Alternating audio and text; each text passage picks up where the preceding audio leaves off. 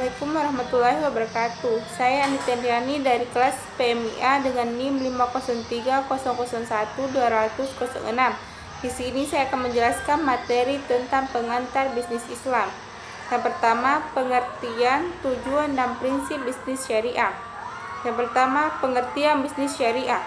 Bisnis syariah adalah bisnis yang santun, bisnis yang penuh kebersamaan dan penghormatan atas hak masing-masing. Bisnis syariah juga merupakan kegiatan berdagang atau jual beli yang dilandaskan pada hukum Islam.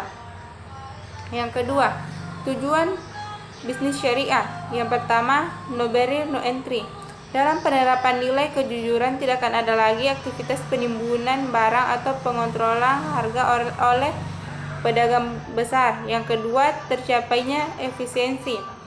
Dalam bisnis syariah melarang sifat mubazir, sehingga penerapan persediaan yang tidak berlebihan akan mendorong pemanfaatan dana yang lebih produktif terhadap usaha lainnya. Yang ketiga, small price is beautiful.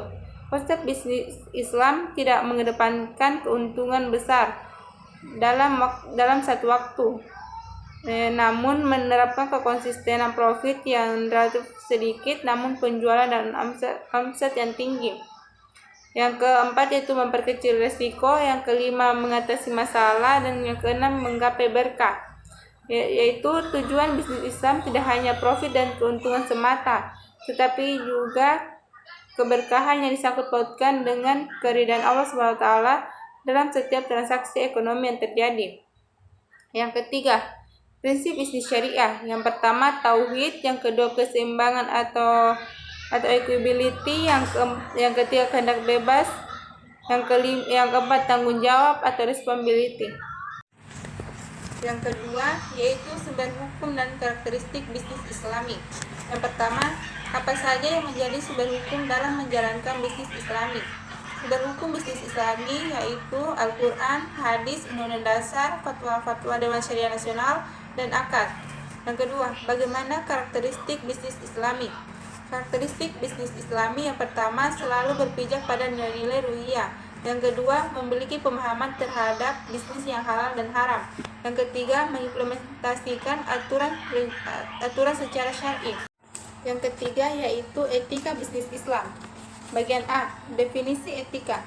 Etika merupakan studi standar moral yang tujuan eksplisit-nya adalah menentukan standar yang benar atau didukung oleh penalaran yang baik. Etika mencoba mencapai kesimpulan moral antara yang benar dan salah serta moral yang baik dan jahat. Yang kedua, etika bisnis Islam. Yang pertama, nilai moralitas etika Islam menanamkan anjuran akan hubungan manusia dengan Tuhannya. Yang kedua, karena Allah SWT Maha Sempurna lagi Maha Mengetahui. Kode etika seorang muslim sudah melalui setiap batasan waktu ataupun perilaku biasa dari kemanusiaan. Yang ketiga, kemudian dalam kajian etika bisnis Islam, susunan adjektif di atas ditambah dengan halal haram dan perilaku etis bisnis atau akhlak al-islamiyah yang dibungkus dengan batasan syariah atau general guidelines. Yang keempat yaitu akad dalam transaksi bisnis Islam atau syariah. Bagian A, definisi akad. Akad berasal dari bahasa Arab yang berarti ikatan atau kewajiban. Biasa juga diartikan dengan kontrak atau perjanjian. Pada saat dua kelompok mengadakan perjanjian disebut akad, yakni ikatan memberi dan menerima bersama-sama dalam satu waktu. Kewajiban yang timbul akibat akad disebut uqud. Bagian B, unsur-unsur akad. Yang pertama, pertalian ijab dan kabul. Ijab adalah pernyataan kehendak oleh suatu pihak atau mujib untuk melakukan sesuatu atau tidak melakukan sesuatu. Sedangkan kabul adalah pernyataan menerima atau menyetujui kehendak mujib tersebut oleh pihak lainnya atau kabil. Yang kedua, dibenarkan oleh syara.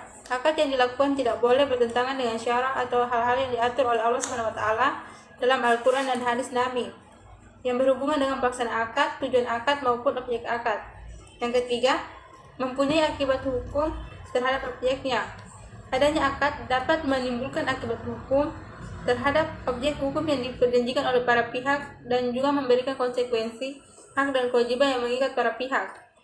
Bagian C, sumber hukum akad atau perikatan Islam, yaitu yang pertama Al-Quran, yang kedua hadis, yang ketiga ijtihad. Yang kelima yaitu model perencanaan bisnis atau bisnis plan. Bagian A. Definisi.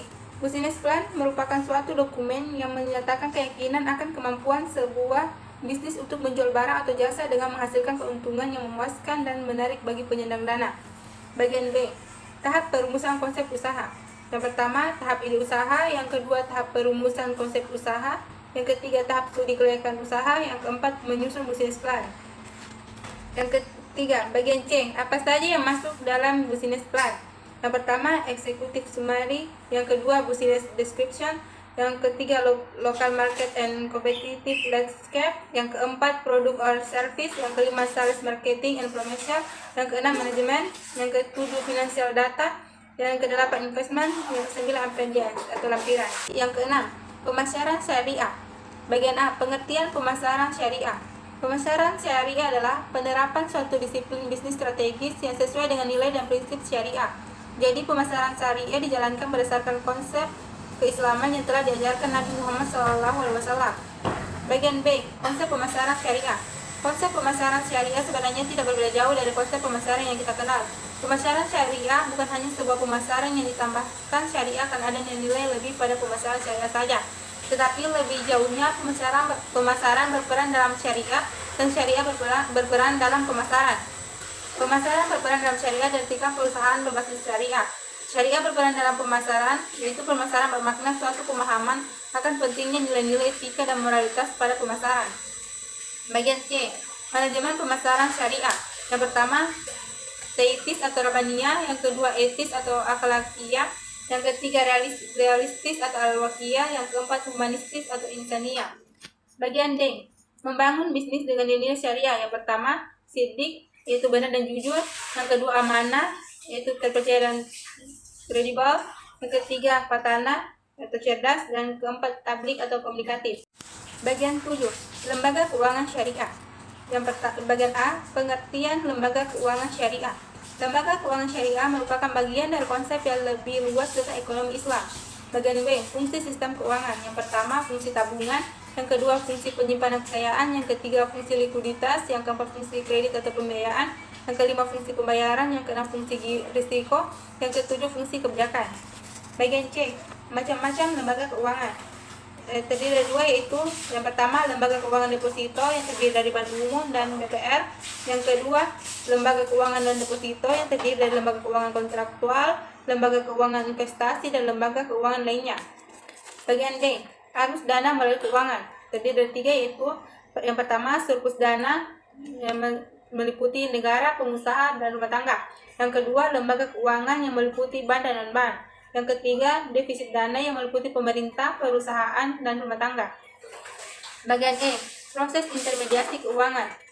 Terdiri dari dua, yaitu yang pertama, sekuritas sekunder yang terdiri dari giro, tabungan, deposito berjangka, sertifikat deposito, polis asuransi, dan reksadana. Bagian B, yaitu sekuritas primer yang terdiri dari saham, obligasi, dan commercial paper, serta loan agreement. Bagian F.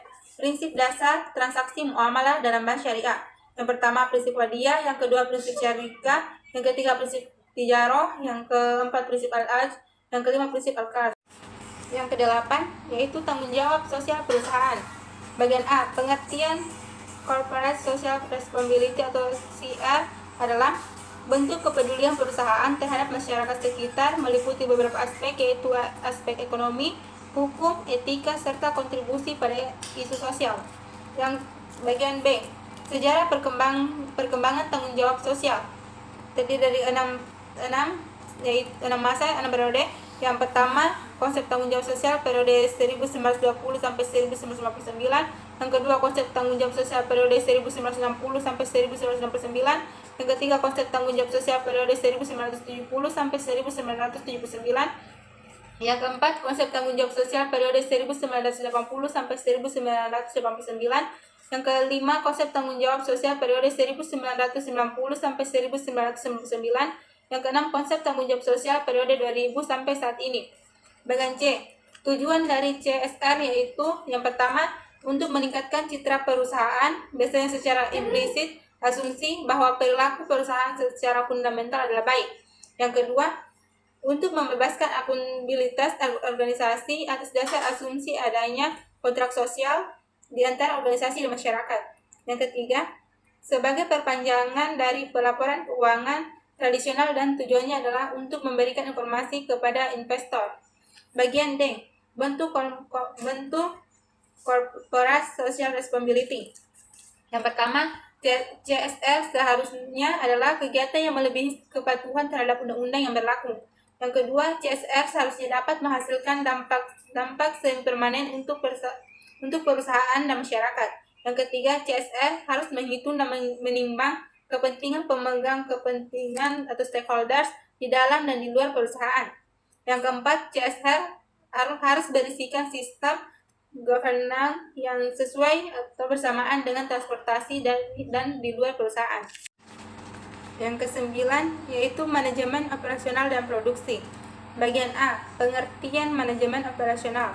Manajemen operasional adalah suatu proses yang berkesinambungan dan efektif menggunakan fungsi manajemen dan untuk mengintegrasikan berbagai sumber daya secara efisien dalam rangka mencapai tujuan. Bagian B, perencanaan jumlah produksi dan penentuan standar. Yang pertama, perhitungan forecast produksi. Yang kedua, dasar perhitungan break-even point. Yang ketiga, penentuan standar kinerja yang meliputi standar kualitas, standar kuantitas, dan standar waktu proses. Bagian C, pengelolaan dalam kegiatan operasional. Yang pertama, pengaturan bahan baku dilakukan dalam mengefisienkan biaya pemasaran dan penyimpanan yang akan dikeluarkan dalam periode dengan penerapan metode. Yang kedua, keputusan operasi, yaitu pengambilan keputusan merupakan tema pokok dalam operasi perusahaan. Bagian C, pengawasan kegiatan produksi. Yang pertama, pembelian bahan baku. Yang kedua, pengawasan penyediaan bahan baku. Yang ketiga, roasting. Dan keempat, penjadwalan dan pengawasan kualitas. Yang ke-10, sistem informasi, komunikasi, dan teknologi bisnis era digital. Bagian A, pengertian. Yang pertama, sistem informasi bisnis adalah suatu kombinasi dari teknologi informasi dan aktivitas orang yang menggunakannya untuk mendukung operasi serta manajemen. Sedangkan bisnis adalah suatu usaha untuk menjual barang atau jasa yang dilakukan seseorang, perseorangan, atau bahkan organisasi kepada konsumen dan ditujukan agar memperoleh keuntungan atau laba. Yang kedua, sistem informasi bisnis merupakan kumpulan teknologi informasi yang memiliki kesatuan antara satu dengan yang lainnya, ditunjukkan untuk kepentingan jual produk atau jasa atau bisnis. Keberadaan sistem informasi bisnis ini tentunya sangat vital dan tidak akan terlepas dari aktivitas para pebisnis. Bagian B, aturan dasar sistem informasi bisnis. Yang pertama, dukungan terhadap proses dan operasi bisnis. Yang kedua, dukungan terhadap pengambilan keputusan oleh pegawai dan manajer. Yang ketiga, dukungan strategi untuk keunggulan bersaing. Bagian C, komponen sistem informasi bisnis. Yang pertama, teknologi. Yang kedua, aplikasi. Yang ketiga, pengembangan. Dan keempat, manajemen. Bagian D, sumber daya SIB. Yang pertama, sumber daya hardware. Yang kedua, sumber daya software. Yang ketiga, sumber daya data. Dan keempat, sumber daya jaringan. Bagian E, jenis-jenis sistem informasi bisnis. Yang pertama, sistem penjualan dan pemasaran. Yang kedua, sistem manufaktur dan produksi. Yang ketiga, sistem sumber daya manusia. Yang keempat, sistem keuangan dan akuntansi. Bagian F, jenis-jenis komunikasi bisnis. Yang pertama, komunikasi internal. Yang kedua, komunikasi vertikal. Yang ketiga, komunikasi dari atasan ke bawahan. Yang keempat, komunikasi dari bawahan ke atasan. Dan yang kelima, komunikasi horizontal. Yang ke-11 yaitu profesionalisme dan kepemimpinan dalam bisnis Islam. Yang pertama, pengertian. Profesionalisme berasal dari kata profesional yang mengandung arti berhubungan dengan profesi dan memerlukan kepandaian khusus untuk menjalankannya. Kata profesional diartikan pula sebagai suatu pekerjaan yang dilaksanakan secara penuh atau full time. Bagian B, ciri muslim profesional. Untuk dapat mewujudkan seorang muslim yang profesional, kita senantiasa merujuk pada yang dicontohkan Rasulullah SAW dengan karakter yang ada pada diri beliau. Karakter ini mencakup sifat-sifat Nabi yang mulia yaitu siddiq, amanah, fatanah, dan tabligh. Bagian C, profesional dalam bisnis. Yang pertama, kualitas pelayanan. Yang kedua, kualitas produk. Yang ketiga, kualitas pelayanan dan produk. Sama dengan kualitas kerja. Kualitas pelayanan dan kualitas produk merupakan hasil dari kualitas kerja. Kualitas kerja sangat berkaitan dengan pengetahuan dan skill.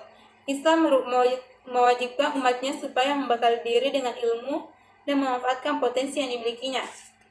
Mungkin itu yang dapat saya sampaikan. Lebih dan kurangnya mohon dimaafkan. Assalamualaikum warahmatullahi wabarakatuh.